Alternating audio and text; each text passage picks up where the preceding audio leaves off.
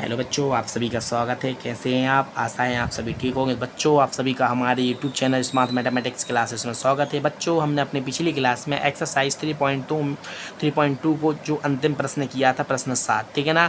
तो हमने 3.2 को ख़त्म कर लिया है। इस क्लास में हम एक्सरसाइज 3.3 को करते हैं, ठीक है ना।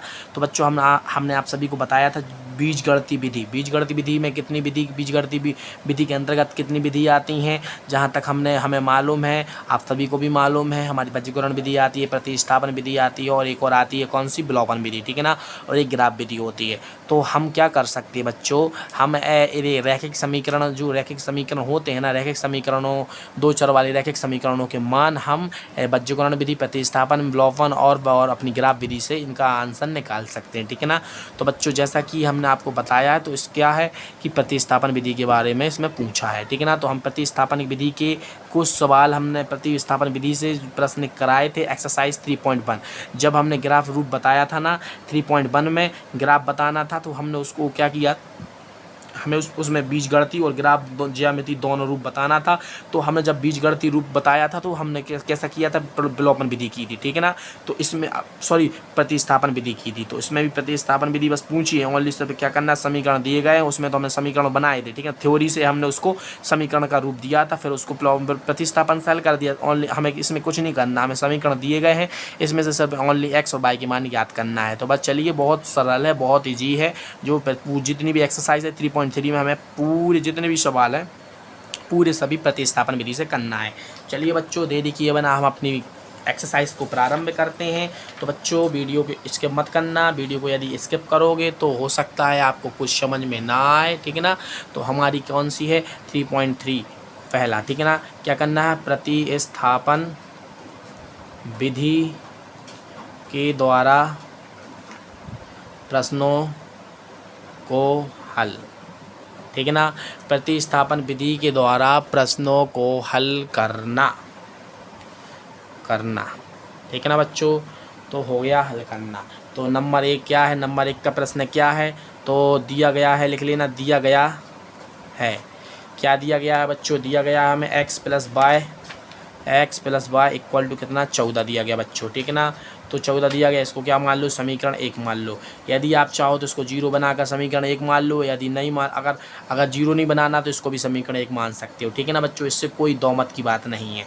चाहे समीकरण 0 राइट साइड में 0 ले लो, या यदि नहीं लेना है तब भी आप मान सकते हो। मैं ये नहीं बोल रहा हूँ मान नहीं सकते, मान सकते हो, ठीक है ना।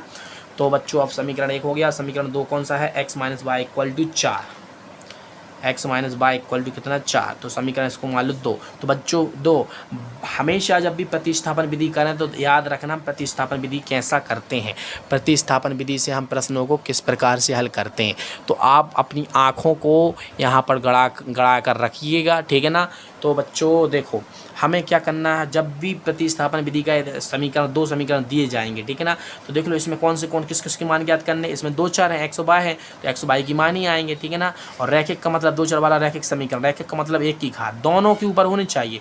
जब 2 चरों की बात की गई तो दोनों के ऊपर होनी चाहिए। तो बच्चों क्या करना, सब सर्वप्रथम यहाँ पर लिख लो, प्रतिस्थापन विधि द्वारा हल करने पर, ठीक है ना बच्चों। ये ऐसा लिखना है तो लिखो, बार बार नहीं लिखना है, क्योंकि हमने ऊपर ही लिखा दिया है प्रतिस्थापन विधि के द्वारा प्रश्नों को हल करना है, ठीक है ना। तो लिख लो, इसलिए समीकरण, इसके बाद समीकरण डायरेक्ट प्रेस दो समीकरण बनाओ, समीकरण बनाने के बाद डायरेक्ट लिखो। इसलिए समीकरण 1 से, तो समीकरण 1 को फिर से लिखो, x plus y equal to कितना है, 14। तो इसमें से किसी का एक का मान निकालो, जैसा कि हम ग्राफ विधि में निकालते हैं ना, वैसा कि इसी में मान निकाल लो। तो जिसका गुणांक 1 हो उसका मान निकाल। यहाँ पर देखो, दोनों का गुणांक 1 है, तो एक्स का निकाल लो या वाई का निकाल लो, आपके ऊपर डिपेंड कर रहा है। तो एक्स का निकाल लो तो 14, अगर एक्स का निकालोगे तो वाई को पक्षांतर करना होगा, तो वाई का इतना होगा, ठीक है ना। तो इसको मान लो समीकरण 3, यहाँ पर लिख दो समीकरण 3 से एक्स का, समीकरण 3 से एक्स का मान निकालना, समीकरण 3 से एक्स का मान समीकरण 2 में रखने पर। तो समीकरण 2 कौन सा है, एक्स की जगह पर क्या रखना है, 14 माइनस वाई।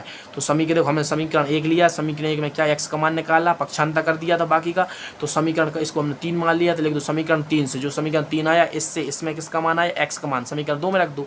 समीकरण 2 में एक्स की जगह पर कितना रखना है, 14 माइनस वाई, ठीक है ना। इतना हो गया है, माइनस माइनस कितना है, वाई है, इक्वल टू कितना आ जाएगा बच्चों यहाँ पर 4, ठीक है ना। तो यहाँ पर जब कोष्टक छोड़ेंगे 14 माइनस बाय इक्वल टू कितना 4, तो यहाँ पर देखो तो -2 बाय एक बाय यहाँ पर कुछ नहीं है तो एक माना जाता है, एक माना एक और एक 2 हो जाता है, ठीक है ना। प्लस 14 इक्वल टू 4, ठीक है ना बच्चों। अब क्या आएगा यहाँ पर, हमें तुम बाय का मान लेना है तो 4 माइनस क्या कर देंगे यहाँ पर 14 कर देंगे, -2 बाय इक्वल टू कितना आ जाएगा -10।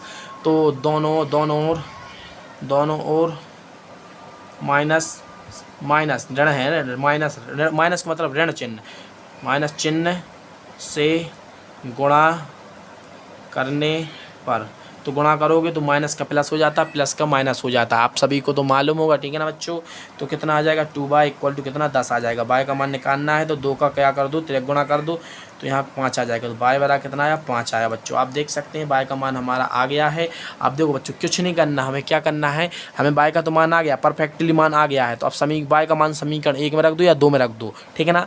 समीकरण 1 और 2 को लेकर हमने इसको पूरा हल किया है, तो जो बाय का मान आया है परफेक्टली, ठीक है ना, रियल नंबर में ए मान कहीं पर भी रख दो, समीकरण 1 या समीकरण 2 में। तो हम समीकरण 1 में रखते हैं, ठीक है ना। लिख लो समीकरण 1 में बाय बराबर 5 रखने पर, तो समीकरण 1 कौन सा है, तो बाय की जगह पर 5 रखोगे, x प्लस 5 इक्वल टू कितना है 14 है।